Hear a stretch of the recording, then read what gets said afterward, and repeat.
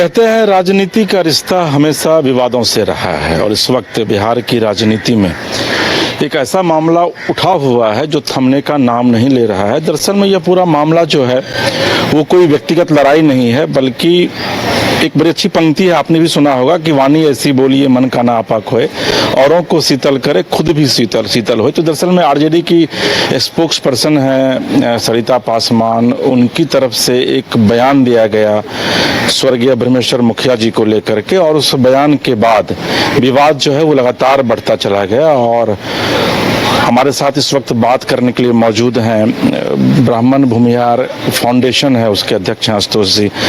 आशुतोष जी, ब्रह्मेश्वर मुखिया को लेकर के सरिता पासवान कुछ बोलती हैं और फिर उसके बाद आप उस पर जवाब देते हैं, फिर आप जवाब से पलटते हैं और आप कहते हैं कि नहीं भाई हमारा जो सोशल अकाउंट्स है उसको हैक कर लिया गया था। फिर वो बयान देती है, जाकर के आप पर मामला भी दर्ज करवाती है और फिर उसके बाद आप फेसबुक पर लिखते हैं। आखिर इस तरीके की बात आपको लगता है कि आज चूंकि बिहार में चुनावी माहौल है, चुनावी वर्ष है ये, और इस समय में इस तरीके की बातें होनी चाहिए? नहीं, एक बात हम आपको कहना चाहेंगे, करेक्ट करना चाहेंगे। आपने पलटने वाली बात करी, हम लोग पलटने वाले इंसान नहीं हैं। आपने जो कहा कि आप पोस्ट की और बाद में उस बात से पलटे, ये सच्चाई है कि हमारे आईटी टीम के लोगों ने वो पोस्ट किया था और मुझे ये वास्तविक में अच्छा नहीं लगा कि भाई किसी महिला के लिए ठीक है उन्होंने आपत्तिजनक शब्दों का प्रयोग किया हमारे महापुरुषों के लिए, लेकिन ये उचित नहीं है। लेकिन हमने अपनी तरफ से एक जाहिर भी की कि भाई एक मानवीय भूल के कारण हुआ है और इस बात के लिए हम अपनी टीम की ओर से शर्मिंदा हैं। बावजूद इसके सुबह उन्होंने जब SC/ST एक्ट हमारे ऊपर लगाया, हालांकि वो मेंटेनेबल नहीं है, हमने किसी को जाति सूचक गाली नहीं दिया या किसी जाति की वजह से होने के कारण हमने ऐसा नहीं बोला। उनके जगह पर कोई पासवान सिंह, शर्मा, तिवारी, मिश्रा, कुशवाहा, कोयरी, यादव कोई भी होता तो मेरे शब्द यही होते, क्योंकि हमारे महापुरुषों को अपमानित किया गया। और SC/ST एक्ट के तहत मुकदमा दर्ज करने के बाद बाहर में कुछ मीडिया कर्मियों से बात करने के क्रम में उनके जो शब्द थे वो शब्द कहीं से भी क्षमा योग्य नहीं थे। और एक स्त्री के, एक महिला के मुख से इस प्रकार का शब्द एक दूसरी महिला के लिए, यह कहता है कि वैसी महिलाओं को महिला कह देना महिला समाज का अपमान होगा। उनको महिला की संज्ञा देना मतलब महिला शब्द का अपमान हो जाएगा। और जब आप किसी नीच मानसिकता वाले व्यक्ति से जब बात करते हैं या उनको जब जवाब देते हैं, आप किसी एक फोबिया वाले व्यक्ति से जिसके जहन में कोई एक जाति विशेष, कोई एक वर्ग विशेष को लेकर जहर भरा हो, और जब वैसे विक्षिप्त प्रवृत्ति के लोगों से जब आपको बात करनी होती है तो अपने स्तर को भी गिराकर वहां तक लाना पड़ता है, क्योंकि उनको वो बातें समझ नहीं आती। जैसे कहा कि आशुतोष जी, एक बड़ा सवाल है कि आप कहते हैं कि भाई हम ब्राह्मण भूमिहार फाउंडेशन के आप अध्यक्ष हैं, यानी कि आप सवर्णों की राजनीति करते हैं।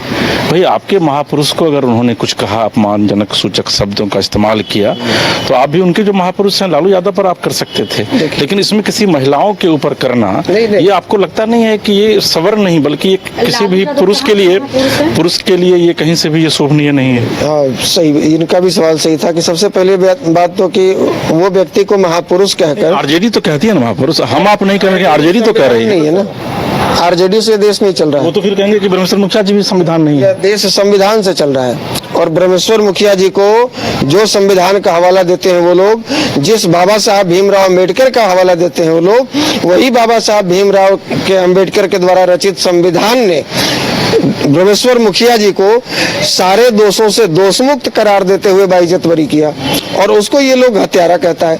और जिसको सुप्रीम कोर्ट ने चारा चोर प्रमाणित किया और चुनाव लड़ने से वंचित किया, उनको ये लोग महान बताते हैं।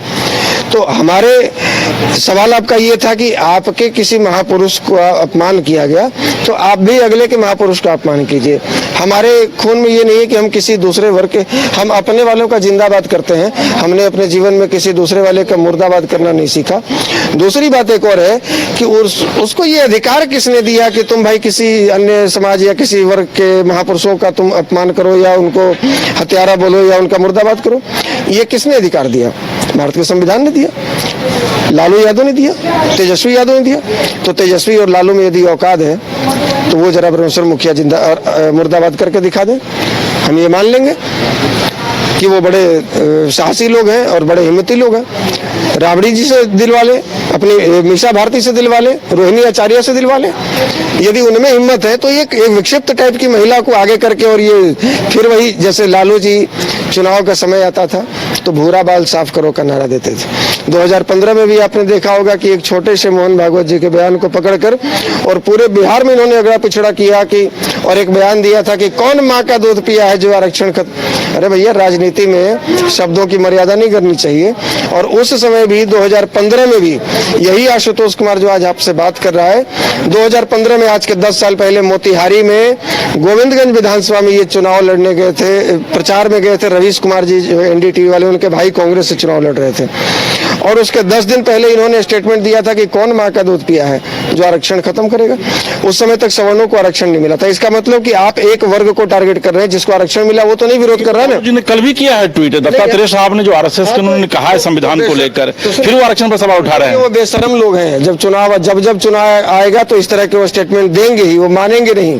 और इसीलिए हमने ये तरीका 1.5 लाख लालू यादव के समर्थकों के बीच में यही आशुतोष कुमार जाकर लालू यादव के मंच पर दूध का डब्बा फेंका था और खुलेआम चैलेंज दिया था कि हम माँ का दूध पिए हैं, आप डब्बा वाला दूध पी के बड़े हुए। लालू जी, आपके ये जो समर्थक हैं इनको बताइए कि सुप्रीम कोर्ट ने आपको चुनाव लड़ने से वंचित क्यों किया है।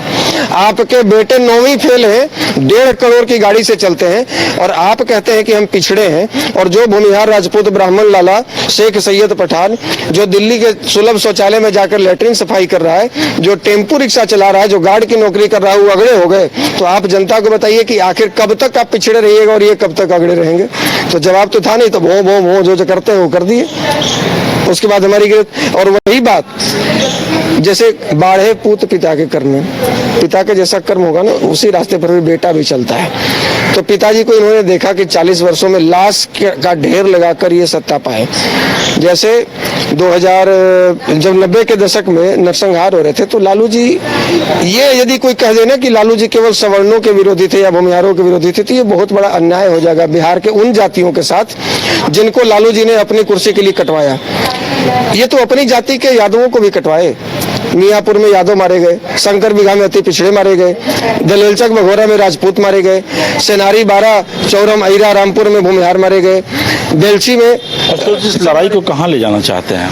ये लड़ाई को शुरुआत उन्होंने करी है, खत्म हम करेंगे, अपने समय से करेंगे। ये लड़ाई को बिहार के 13 13.5 करोड़ आवाम तक ले जाना चाहते हैं। उनको बताना चाहते हैं कि इनको आपने 15 वर्ष दिया, इनके माता पिताजी को बिहार के लोगों ने 15 साल तक मौका दिया, लेकिन बिहार को क्या मिला? नक्सलिज्म। अरे सर, वो तो 20 साल से सत्ता में नहीं है ना आज तो, वो तो 20 साल से सत्ता में नहीं ये कहना है कि जब थे तब क्या किए। आज जो बिहार की दुर्दशा है, क्या इसमें लालू यादव का कोई योगदान नहीं है? आज जो ट्रेनों में भर भर कर लोग सूरत पंजाब हरियाणा जा रहे हैं, इसमें लालू यादव का कोई योगदान नहीं है? की लड़ाई सरिता पासवान से है या फिर लालू यादव? सरिता पासवान जैसे सड़क छाप प्यादी से हमारा क्या लड़ाई रहेगा? ये तो प्यादा है, ये तो चला गया एक मोहरा है। इसके पीछे जो बैटिंग कर रहे हैं, जो न राजनीति में सफल हो पा रहे हैं और न क्रिकेट में सफल हो पाए, वही है तेजस्वी यादव। जवाब तो उनको मिल रहा है और बिहार की जनता उन्हीं से सवाल करेगी जब ये चुनाव में हेलीकॉप्टर से घूम के ऐसे करेंगे ना, क्योंकि पद यात्रा तो इनसे होता नहीं है। ये बिहार की राजनीति करने चले हैं, ये चांदी का प्लेट और सोना का चम्मच लेके पैदा लिए। ये बिहार के 243 विधानसभा में किसी एक विधानसभा का चौहद्दी जरा पूछ लीजिए इनसे राघोपुर का चौहद्दी पूछ लीजिए जहां से ये चुनाव लड़ते हैं, इनको पता है? इनको बना बनाया प्लेटफॉर्म मिला, अनुकंपा पे राजनीति कर रहे हैं। ये हमारे लिए अपने ऑफिशियल ट्विटर अकाउंट और अपने ऑफिशियल फेसबुक अकाउंट से जो शब्द इस्तेमाल किए हैं कि 2 कौड़ी का लफंगा, पूरा भारत जानता है कि सबसे ज्यादा लफंगा भारत की कौन सी पार्टी में बने हैं। भारत का सबसे बड़ा लफंगा पार्टी कौन है? किसी से पूछ लीजिएगा, अनपढ़ बच्चा बोल देगा राष्ट्रीय जनता दल। और ये जो कह रहे हैं हमारी औकात 2 कौड़ी, हम बहुत धन्यवाद देंगे कि आप 2 कौड़ी के लायक हमको माने। ये 2 कौड़ी की औकात भी आशुतोष कुमार अपने बदौलत बनाया है, लेकिन आपकी हैसियत ये है कि आपने अपने बदौलत अब तक फूटी कौड़ी की भी औकात नहीं बनाई।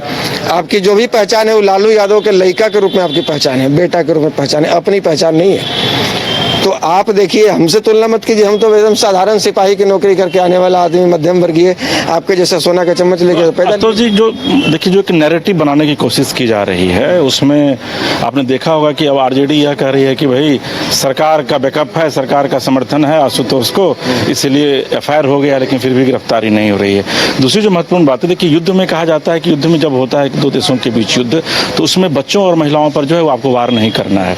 और राजनीति में भी यह कहा जाता है कि महिलाओं के ऊपर आप कम से कम उनके चरित्र पर सवाल खड़ा नहीं कर सकते हैं। तो रिपेंटेंस होता है कभी कभी, आपको लगता है कि भाई महिलाओं के ऊपर आपने इस तरीके की बातें कर करके, चूंकि मैं वो कह नहीं सकता हूँ ऑन कैमरा। आपने दो सवाल किए। पहला सवाल ये है कि सरकार का संरक्षण मिल रहा है आशुतोष कुमार को और इसी वजह से एफआईआर हुआ और अब तक गिरफ्तारी नहीं हुई। क्या इनके लोग बताएंगे कि वो जो एफआईआर SC/ST एक्ट के तहत हम पर हुआ है, ये एक्ट हम पर मेंटेनेबल है? क्या हमने किसी को जाति सूचक गाली दी, या हमने किसी जाति की वजह से गाली दी, उस जाति की होने की वजह से गाली दी? ये प्रवक्ता किसी सिंह शर्मा यादव टाइटल वाली होती तो क्या हम नहीं कहते? हमने कोई जाति देकर थी तो दुर्भाग्य है पासवान समाज का कि ऐसी एक विक्षिप्त महिला उनके समाज में पैदा ली जो उनके समाज को भी नुकसान पहुंचा रही है। हमने कभी बाबा बीर चौहरमल का तो मुर्दाबाद नहीं किया, किसने अधिकार दिया उसको? ये मोहरा बनकर ये पासवान समाज को, और ये जो भूमिहार और पासवानों में जो एक बढ़िया संबंध 2020 के चुनाव में आपने देखा होगा कि कैसे नीतीश कुमार के खिलाफ चिराग पासवान के साथ एक पैर पे खड़े रहकर भूमिहारों ने चिराग का समर्थन दिया। और आज जो राजनीतिक पटल पर चिराग जो एक सूर्य की तरह चमक रहे हैं, इसमें पासवानों से ज्यादा योगदान भूमिहारों का है। और ये तेजस्वी यादव को पच नहीं रहा है और अपनी कुर्सी का सबसे बड़ा रोड़ा चिराग पासवान को मानते हैं। और यही वजह है कि चिराग को कमजोर करने के लिए इस महिला को आगे किया गया, मोहरा बनाया गया। और इस बात का एहसास पासवान समाज को है और आज उनका समाज उनके साथ खड़ा नहीं है। और यही वजह है कि आज राष्ट्रीय जनता दल के शीर्ष नेतृत्व भी इसके साथ खड़ा नहीं है, वो लोग भी बैकफुट पर आ गए। आपके दूसरे सवाल है कि क्या महिला के लिए इस तरह के शब्दों का, तो महिला होना क्या कोई स्पेशल स्टेटस है? क्या महिला को कोई संविधान ने अधिकार दिया है कि यदि आप महिला हैं तो आप किसी भी समाज के महापुरुष का अपमान कर सकती हैं, आपको कुछ भी बोलने का अधिकार है? तो महिला नहीं है। हमने आपको कहा कि महिला कह देना ऐसी औरतों के लिए, महिला शब्द का इस्तेमाल करना महिलाओं का अपमान है। हम ब्याह भी कराने वाले लोग हैं और श्राद्ध भी कराने वाले लोग हैं, तो दोनों मंत्र हम लोग जानते हैं। यदि कोई विनय की भाषा समझता है तो हम लोग हाथ जोड़कर बात करते हैं, और यदि कोई इस भाषा में समझना चाहता है तो हम लोग उसी भाषा में जवाब देते हैं। चलिए, रामायण की एक पंक्ति आपने सुनी होगी, उसमें तुलसीदास जी ने लिखा है कि बिना न मानत जलधि जर गए 3 दिन बीत, बोले राम सकोप तब भय बिन होए न प्रीत। तो आशुतोष जी के शब्दों में अगर माने तो वो झुकने वाले नहीं हैं, और ये लड़ाई जब छिड़ गई है तो इसका अंजाम क्या होगा ये आने वाला वक्त ही तय करेगा। फिलहाल अपने सहयोगी राज बल्लम के साथ इसके राजीव को दीजिए इजाजत, और आप देखते रहिए न्यूज़ बायोस्कोप। नमस्कार।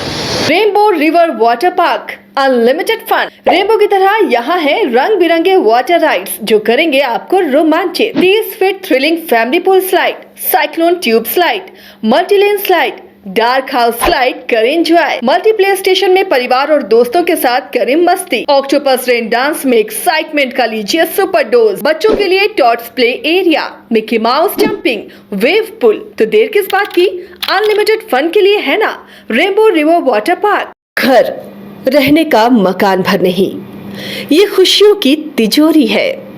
दरवाजे पर दस्तक देता पड़ोस, खिड़कियों से उमड़ आता आसमां, तारों में उलझी ऐसी ना जाने कितनी दास्तां। कहती हैं चले डायमंड सिटी, एक सफर हम सफर के साथ अपने घर तक।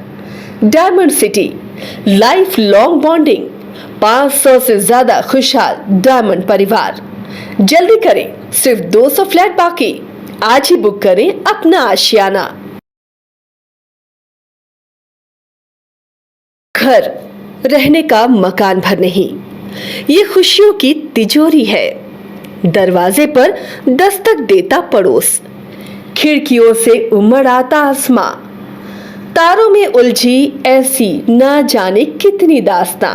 कहती हैं चले डायमंड सिटी, एक सफर हम सफर के साथ अपने घर तक।